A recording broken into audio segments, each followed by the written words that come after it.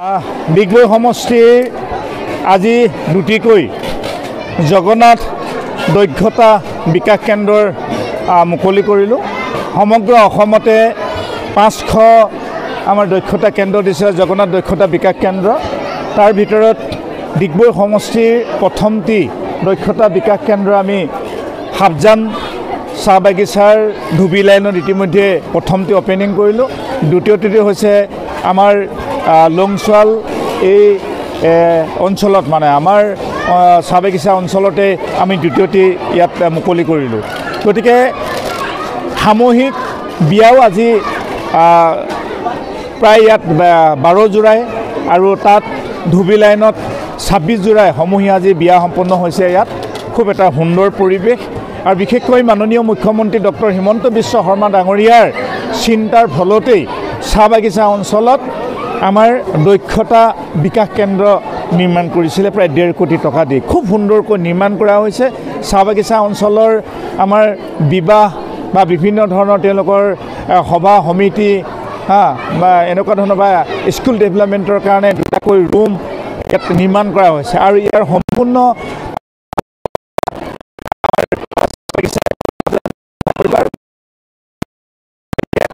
অদূৰ ভৱিষ্যতে আমাৰ চাহ শ্ৰমিকসকলৰ কিছু হ'লেও টকা ইয়াৰ পৰা ৰাহি হ'ব বুলি ভাবোঁ।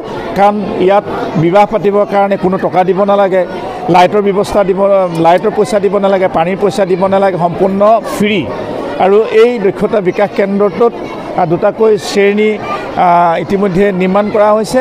যিহেতুকে চাহ বাগিচা অঞ্চলৰ যথেষ্ট পঢ়া শুনা কৰা ল'ৰা ছোৱালী আছে, তেওঁলোকে বিভিন্ন স্কুলৰ ইয়াত তেওঁলোকে প্ৰশিক্ষণ ল'ব পাৰিব।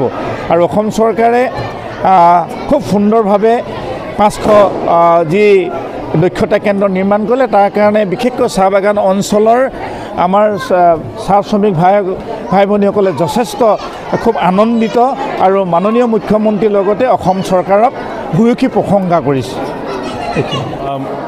মাননীয় মুখ্যমন্ত্ৰী ডক্টৰ হিমন্ত বিশ্ব শৰ্মা ডাঙৰীয়াই দায়িত্ব গ্ৰহণ কৰাৰ পিছত এটা কথা অনুভৱ কৰিছিল যে ভাৰতীয় জনতা পাৰ্টী চৰকাৰ যেতিয়া আমাৰ 2016 চনত অসমলৈ আহিছিল, তেতিয়া দেখিছিল যে চাহ জনগোষ্ঠীৰ লোকসকলৰ সামগ্ৰিক দিশ বিকাশৰ কাৰণে যি ধৰণে ভূমিকা পূৰ্বৰ কংগ্ৰেছ চৰকাৰে ল'ব লাগিছিল একেবাৰে লোৱা নাছিল, যাৰ কাৰণে এই জনগোষ্ঠীটো যথেষ্ট পিছ পৰি গৈছিল। সাংস্কৃতিকভাৱে অতি চহকী হ'লেও সেইখিনি তেওঁলোকে এক্সপ'জাৰ পোৱা নাছিল, আৰ্থিকভাৱে সামাজিকভাৱে বৈষম্যৰ বলি হৈছিল ইত্যাদি সকলো দিশৰ ফালৰ পৰা, শিক্ষা দিশৰ ফালৰ পৰা, ক্ৰীড়া দিশৰ ফালৰ পৰা, সকলো দিশৰ পৰা যথেষ্ট পিছপৰা আছিল। যদিও এই জনগোষ্ঠীটোৰ মাজত যথেষ্ট প্ৰতিভা আছে।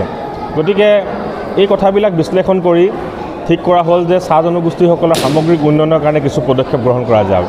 সেইকাৰণে আপোনালোকে দেখা পাব 2016 চনত আমাৰ ভাৰতীয় জনতা পাৰ্টী চৰকাৰ অহাৰ পিছত আজি অসমত এই 9টা বছৰত ইতিমধ্যে 9 বছৰ সম্পূৰ্ণ হ'বলৈ গৈ আছে।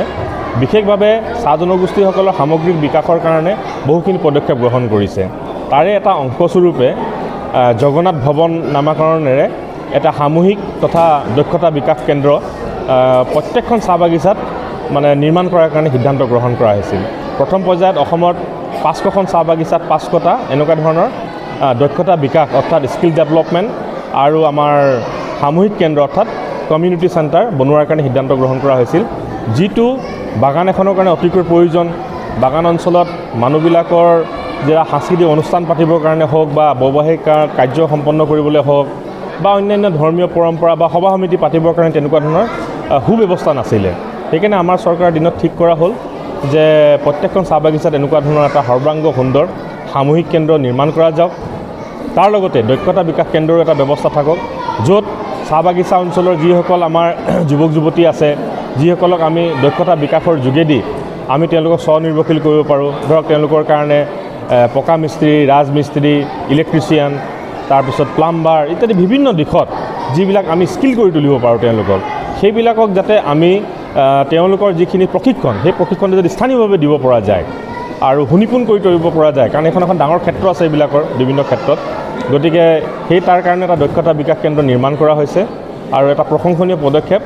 আজি সমগ্ৰ অসমৰ ভিতৰত যি আমাৰ জগন্নাথ ভৱন দক্ষতা বিকাশ আৰু সামূহিক কেন্দ্ৰ নিৰ্মাণ আছিলে, তাৰ প্ৰথম আজি পূৰ্বৰ ডিগবৈ বিধানসভা সমষ্টি আৰু নতুনকৈ মাকুম বিধানসভা সমষ্টিৰ অন্তৰ্গত ডিব্ৰুগড় লোকসভাৰ অন্তৰ্গত দুটা আজি অনুষ্ঠান আনুষ্ঠানিকভাৱে উদ্বোধন হৈছে। প্ৰথমটো আমাৰ বেতজান চাহ বাগিচাত আৰু দ্বিতীয়টো আমাৰ এইটো লংচোৱাল চাহ বাগিচাত উন্মোচন হৈছে। সমগ্ৰ অসমৰ ভিতৰত প্ৰথম আৰু দ্বিতীয় পৰ্যায়ত উন্মোচন হৈছে। গতিকে মই ভাবোঁ যে এই সামূহিক কেন্দ্ৰ তথা দক্ষতা বিকাশ কেন্দ্ৰই চাহ জনগোষ্ঠী অঞ্চলৰ তেওঁলোকৰ যিখিনি সাংস্কৃতিক বা তেওঁলোকৰ ধৰ্মীয় পৰম্পৰাৰ যিখিনি চাহিদা আছিল এইখিনি এই কেন্দ্ৰটোৰ যোগেদি পূৰণ কৰিব।